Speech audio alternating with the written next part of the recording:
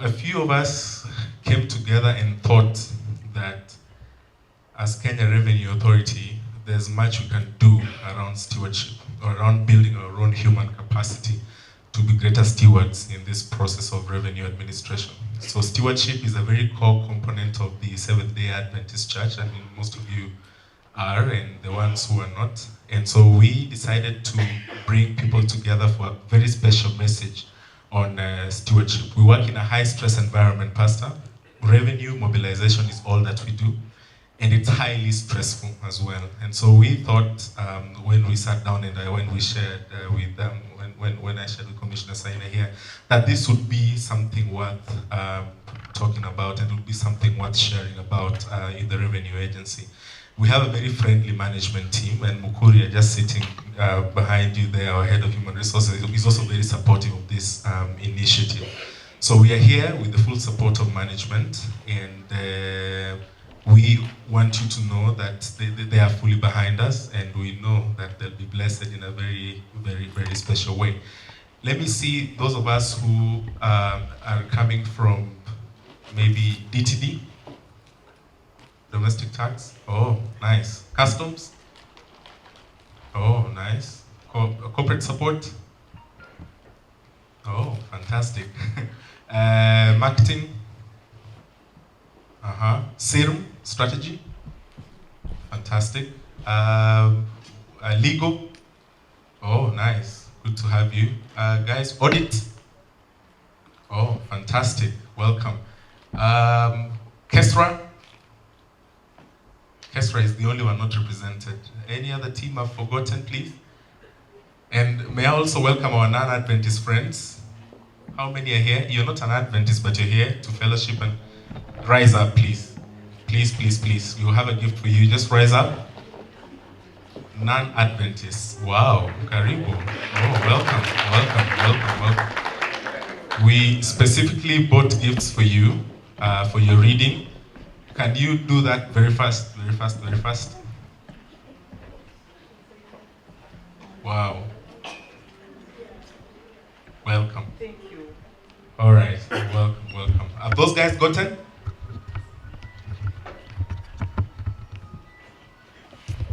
Wow, nice. All right. I think we bought enough books. Those guys up there? All right, fantastic. So we want to thank you very much, and we hope to see you in the evening. But just let you know, this is just the beginning of it. We invited the chauffeur to come and be with us here in the evening. The Nairobi Central Youth are required to be here with us in the evening as well from tomorrow. They're supposed to be here today, but they'll be here beginning evening, and I think we'll have a blessed time of music as well. So briefly introducing, Pastor Abitana Hachamba comes from the, is it Northern Zambia Conference? Northern Zambia Conference. I've known Abitana for some time now, and we decided, in the brainstorming session, why don't we invite Abitana to come and speak to us? And he gracefully accepted to come. I think he'll tell us more about himself when he comes on stage. But for now, let me invite Commissioner Saina just to give opening remarks, because I know he'll have to go for the revenue meeting. Welcome. Come.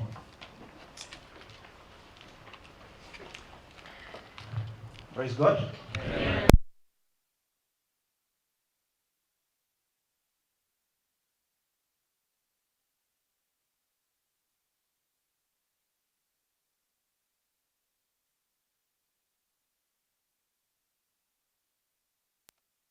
Briefly. So you can imagine what that means, and I have to get back to that meeting, since I had committed myself to be with you here today. Well, at that time, it did not occur to me that we'd be having a revenue meeting at this time. So I have to see how they juggle the both together. Okay? So I will go straight into delivering my brief speech, just to launch or kickstart this particular event. So, distinguished guests, dear colleagues, ladies and gentlemen, it is a great honor for me to welcome you all to the Kenya Revenue Authority.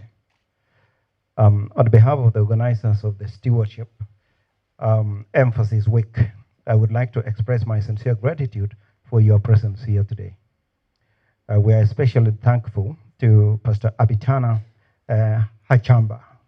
I hope I'm pronouncing it right.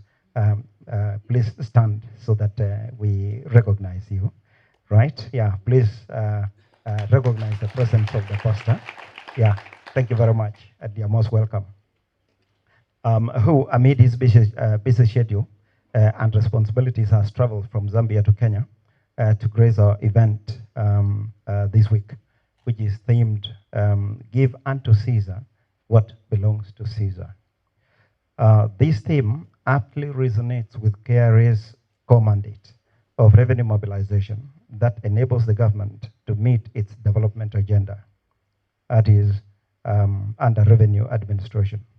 And we are cognizant of the task ahead of us in facilitating the government's realization of this ambitious dream through revenue mobilization and collection. Give unto Caesar what belongs to Caesar is a very rich and current theme, and I wish to commend you for choosing it for this conference. The Seventh-Day Adventist Community is revered for teaching a biblical practice and enforcing high spiritual and moral standards in every sphere of life. The Adventist focus on stewardship is also immensely timely for KRA, given the nature of work that we do. And it's high time that we came out and became an example of how in our tax collection work, which also has reputational challenges, especially from those we serve. We can be good stewards in revenue collection and administration. I believe that you are planning to explore this theme in depth during these 5 days. I also hope that together with staff to be refreshed from the series and hopefully make it a practice to have such conversations here. Therefore, this afternoon, we have come together to begin a reflection process on how we can ignite the spark that will awaken the fire and untapped potential we carry in us based on this theme. I assure you of my support and that of the authorities' management as a whole. I urge you all to deliberate on how we at KRA can partner with the Christian community at large to enhance our mandate. We believe together we can make Kenya economically self-reliant.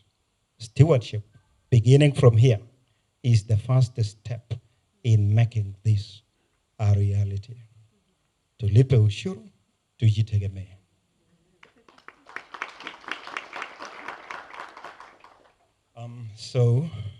Pastor and Andrew, you will understand if I step from here and I leave you right away because I was actually in the middle of a meeting and I just stepped out, so I have to get back and be part of that other meeting. Thank you very much, and may God bless you all. All the best. Thank you very much. I hope you said hi to him. All right. Okay. Did you say, Commissioner, did you say hi to the... Yes, I did. Okay.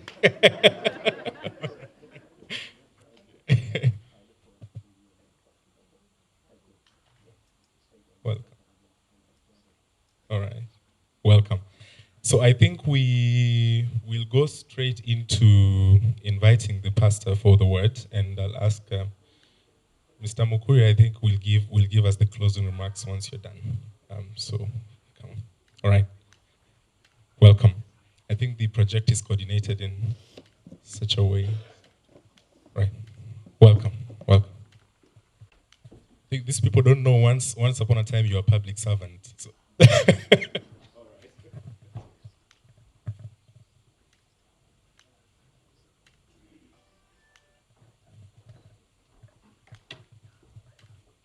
Good afternoon. I want to begin by expressing my gratitude for the invitation to come. There are many pastors you would have asked, both from within the country and outside. And so I feel extremely honored to be here. it's my prayer that the Lord will bless us as we worship together. Andrew just said something about my having been a civil servant before. Maybe let me say something about that. I have not always been a pastor. I joined a ministry just about 11 years ago. Before that, I worked in the corporate world for about 15 years. My background is IT. I did IT training. I did computer science. Then I worked in the corporate world for 15 years, including quasi-government institution, where I worked for about 6-7 years. Then I quit to become a pastor. Some people thought I was mad when I left to become a pastor, but maybe they were mad. So I'm happy to be here.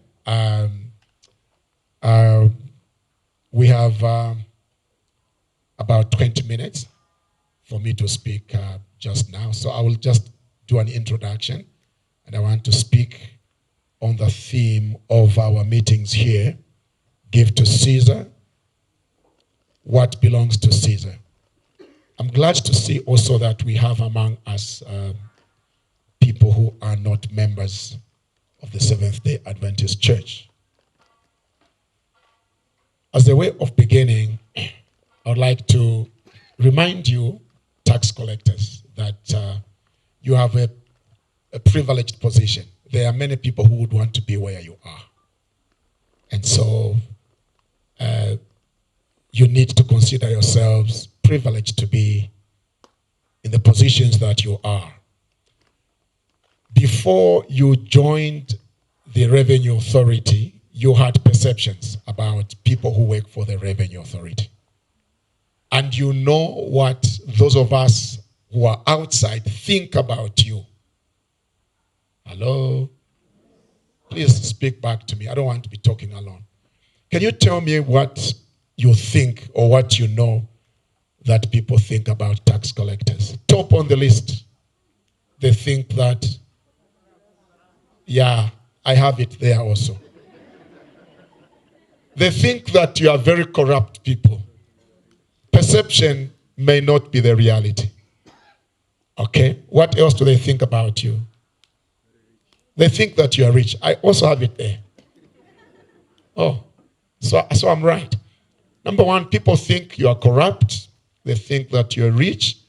They also think that you are very unkind people. You don't forgive those that evade tax if they have broken the law. They think that you are, such ruthless people. And so this is the perception that people have about you people. It's very important that in order for us to maintain high levels of integrity, this perception must change. I strongly believe that we can change this perception, but how long it will take to change it is another story. But change of this perception is important. We may not be able to convince everyone that we are not corrupt, maybe because one or two among us are corrupt. But it's possible. I believe change is very possible. When we apply biblical principles, we can begin to find means and ways of turning things around so that people look at us with honor and dignity and respect. I want to speak this afternoon briefly on the theme, give unto Caesar what belongs to Caesar. Jesus Christ had an encounter, which I want us to read from the book of Matthew 22, verse 15 to 22. The Bible says, then the Pharisees went and plotted how they might entangle him in his talk. And they sent to him their disciples with the Herodians, saying, Teacher, we know that you are true and teach the way of God in truth. Nor do you care about anyone, for you do not regard the person of man. Tell us, therefore, what do you think? Is it lawful to pay taxes to Caesar or not? But Jesus perceived their wickedness and said, why do you test me, you hypocrites? show me the tax money. So they brought him a denarius. And he said to them, whose image and inscription is this? They said to him, Caesar's. And he said to them, render therefore to Caesar the things that are Caesar's, and to God the things that are God's. When they had heard these words, they marveled and left him and went their way. The Bible says when they came to Jesus, they intended to trap him. They did not come in good faith. But you see, Jesus is Jesus. He knew way beforehand that these guys did not mean well. They asked the question they asked, not because they wanted a genuine answer, it's because they wanted to trap him. It's important for us to have a bit of an understanding of the background to the Pharisees asking Jesus the questions they did. And I'm going to speak a little bit on the background. I'll give in a minute or so the political background as well as the religious background so that we can appreciate how and why these guys came to ask Jesus Christ a question concerning tax, which I think is going to interest us. The political background. In 63 BC, Palestine was conquered by Rome. Now, those of you who are Bible students, you remember in the Old Testament, King Nebuchadnezzar has a dream. You remember he has a dream where he sees this image made of different metals. You remember? The head is made of gold, and the chest is made of silver. The abdomen is made of bronze. The legs made of iron, and the feet made of iron and clay. When Daniel came to give the interpretation according to Daniel was that image represented world empires that would rule the world. And the head of God represented which kingdom? Babylon. The head of God, Babylon. The chest of silver represented the Medo-Persia. The abdomen of bronze represented Greece. And the legs of iron represented what? Rome. So it was during the time that the Roman Empire was ruling that Christ Jesus was born. It was in 63 BC that Rome conquered Palestine, the land that Jesus Christ would be born into. This ended the 80 years independence of the Jewish nation, as it were. When the Romans conquered Palestine, they sent their own governors to take care of business on behalf of the Roman government. And these governors, they called by different titles. Pontius Pilate was the governor at the time that Jesus Christ would be crucified. That is a little bit about the political background. Something to say about Pontius Pilate. According to Josephus, who is a Jewish historian, and the Bible itself, we understand Pilate was a very insensitive fellow.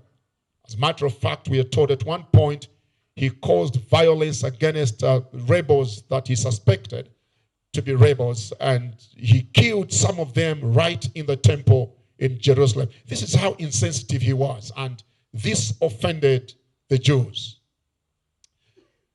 The Jewish reaction to the Roman rule was not positive. The reaction from the various groupings of the Jews varied from group to group. For example, we know that the Sadducees kind of favored the Roman government because in a way they got favors from the Roman government. The Pharisees, this was a group of people, these guys were learned, very and quite rich. They knew the law in and out. They considered themselves a separate group of people. They considered themselves holier than the rest of the people. The Pharisees were anti-Roman occupation. They were against the Roman rule of Palestine. The Zealots, for example, were very anti-Roman. And these guys, the zealots, were willing to kill in order to gain independence for their nation. Judas Iscariot was a zealot before Jesus Christ called him to become a follower. There's another disciple, Simon the Zealot, was a member of this group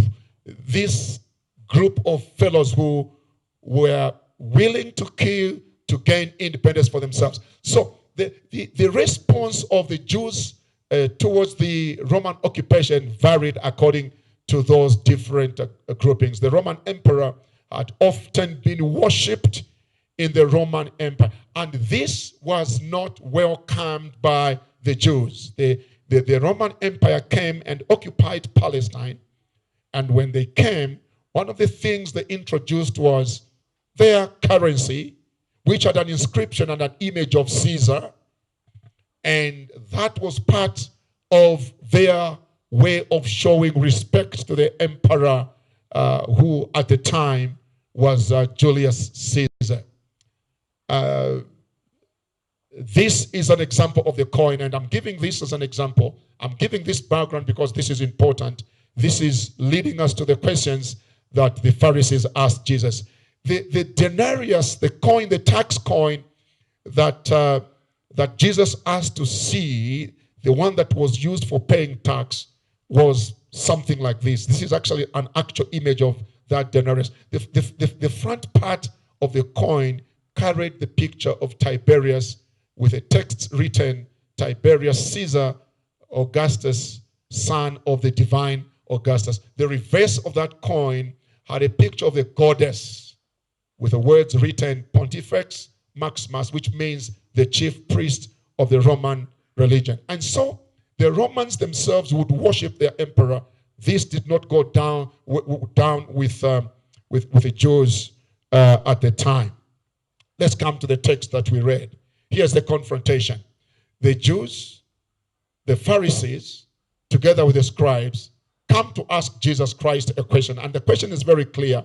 Is it lawful for us to pay taxes to Caesar? Now remember, Caesar, to whom the taxes are to be paid to, is not Jewish, is a foreign emperor who has occupied and is ruling the Jews. And so they want to discredit Jesus by asking him the question. And either way, if Jesus Christ says, yes, it is lawful to pay taxes to Caesar, if Jesus says it is lawful to pay taxes, then they will accuse Jesus of accepting idol worship, because the coin used to pay taxes, the reverse side has a goddess, has an idol behind there. So if Christ says it's okay to pay taxes, then they'll accuse Jesus of supporting idolatry as well as supporting Roman rule. If Jesus Christ says it is not lawful to pay taxes, then they will accuse Jesus of being against Roman rule. And that was treason. Jesus Christ would not only lose influence, but Jesus Christ would be in trouble with the Roman government. Okay, now, Jesus Christ's response was very interesting. He says to them, show me the coin. Show me the coin that you used to pay the taxes. And when they brought the coin, Jesus asked them, whose image is on this coin? So they said, well, the image is that of Caesar. They were not expecting Jesus to answer them that way. By the way, if you have followed Jesus Christ, usually he would not answer questions directly. If you asked him a question, he would ask you a question, especially if you were not asking in good faith. So Jesus asks them, this coin that you use to pay taxes, tell me whose image is on that coin. So they answered, the image on that coin is that of Caesar. In doing this, they actually admitted that they themselves were using the same coin. They were using the same coin, and if they were using the same coin to pay taxes to Jesus Christ, they were basically agreeing to the Roman rule over them. They therefore had regard for Caesar. And if that's the case, then there would be no reason why they should not pay taxes. The name of the ruler was written on the tax coin. By the way, I was checking out when I was preparing this message. I looked at the coins here in Kenya. I also looked at the 1,000 shillings note and the 100 shillings note. It's different from the monies they were using at the time. The coins they were using, the name of the ruler was written in the genitive case. In other words, what was written there indicated possession. It indicated that Caesar possessed, he owned the coin. The money read something like, this currency is owned by the emperor. Therefore, when Jesus says to them, give back to Caesar what belongs to him, he was not only saying that because Caesar was the emperor at the time. He was saying so because actually Caesar owned the currency. It was his. So if they were using the currency, it was not theirs after all. Okay. Now, the message in what Jesus Christ was saying, he was basically saying Caesar is the one owner of the currencies. He mints the coins, and therefore if he asks a tax to be paid to him, it must be paid to him. Here's the message. You are obliged to give Caesar what belongs to Caesar. After all, you don't own a currency yourself. You don't own any money at all. The government of the Republic of Kenya owns the shilling. None of us does own. And so what the government says, the government demands that we pay. Even those of us who are foreigners, when we come in this country and we are asked to pay a tax, we must pay. After all, we don't own the currency. We don't own the money. This is the obligation that the people of this country, the people of every nation have. They are obligated to pay taxes. Paying tax is biblical. Jesus Christ affirmed when he says, give Caesar what is Caesar. Jesus was affirming that it is biblical to pay tax. Therefore, it becomes wrong. It is a crime for anyone to evade tax. Every citizen must pay. By the way, you tax collectors should not just collect. You must also pay tax.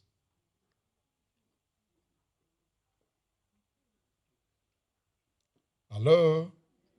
If I'm a preacher, I am a preacher. It is immoral, it is wrong for me to tell people to do things which I don't do. Is everyone with me? I'm about to conclude. This was just an introduction. I'll just introduce it. I cannot tell you to return a tithe if I'm not giving tithe. By the way, people give tithe to the church. Pastors must also give tithe. It's not right for a pastor to ask people to bring tithe and an offering and you yourself, you're not giving. Therefore, tax collectors must also give tax. Not just giving tax, but correct amount of taxes. So tax collectors must lead by example. Lead by example by giving the correct amount of tax and giving it when it's supposed to be given. Then the rest of us will see that you are serious with what you're doing. I'm going to end now. Recently, back home, we've been having problems where the government, the police department has installed cameras to catch people who overspeed. And some of us have a problem. Pastors overspeed. Especially when we're rushing to go and preach, we overspeed. Oftentimes you are caught. So then I was asking a question. Why is it that the police officers themselves are exempted from this rule? They'll overspeed. I don't know about this country, but where I come from, they have the worst kind of vehicles. Their vehicles are not in good. I don't know here. Where their vehicles, they are bad. They overspeed. The law doesn't apply to them. So I asked one of them, is this fair? You people must begin to lead by example. Do not apply the law on us if you're not willing to keep the law yourself. Hallelujah. Therefore, my brothers and sisters, the tax collectors, God expects me as a citizen of the country to pay tax. It's biblical. But you who collect must also give. May God bless you. I think I've ended in good time. I'll talk. Looks like my watch is not. What's the time? 2:06. 2:06. All right. Thank you very much, Pastor. We Thanks for that powerful introduction, and I hope we come in the evening for a continuation of this series all the way up to Friday. We purpose to have this thing every lunch hour from 12:45 to 2 p.m. So that's why I had to end that message at that point. Nelson, may I invite you to come and just give closing remarks for the opening day?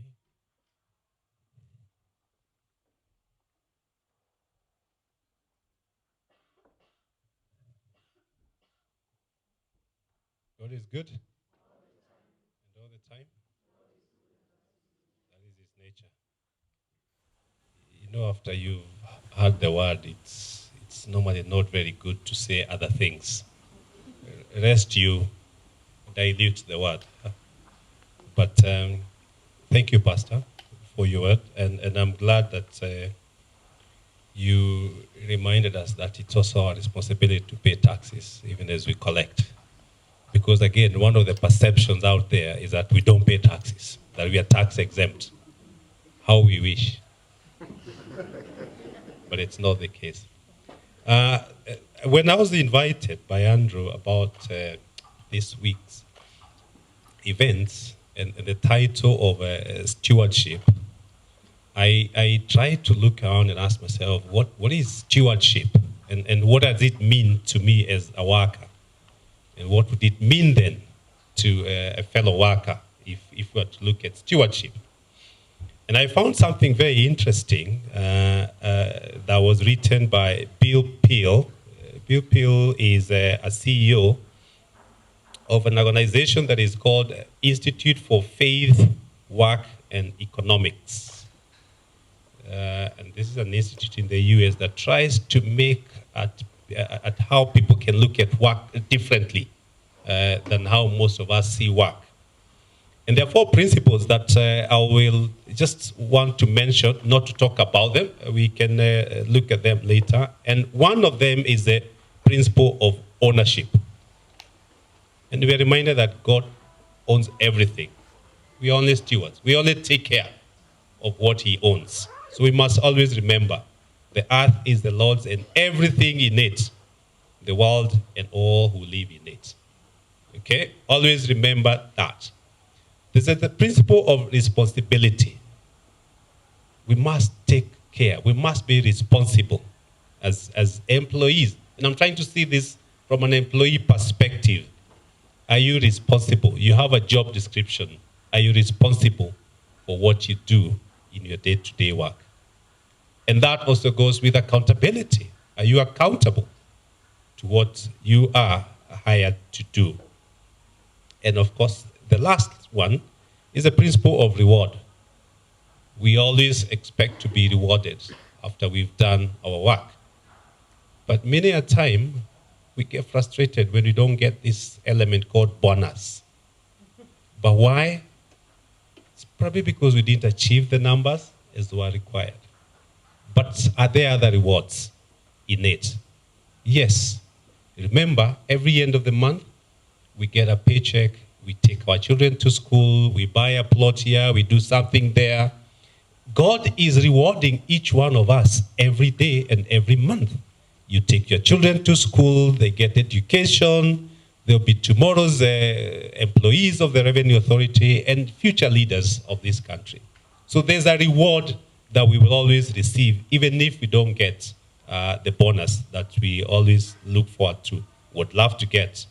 But if it doesn't come, then we should always remember the words of Matthew 25:21 that says, "Well done, good and faithful servant. You have been faithful with a few things. I'll put you in charge of many things. Come and share your master's happiness." I think for us, that's a higher calling than just what we'll be looking for in an employment in form of be it a promotion, be it a pay rise, be it a bonus. If we all committed ourselves to that, then our stewardship would be a living testimony to everyone. Thank you very much, and I look forward to more engagements. And I want to thank Oceani for having invited me. And I trust that this is not just a one-off. we'll keep doing it so that even as we struggle with our day-to-day work, we can come and hear a word that will encourage us and give us the hope that we need for tomorrow. Asante sana, and God bless you.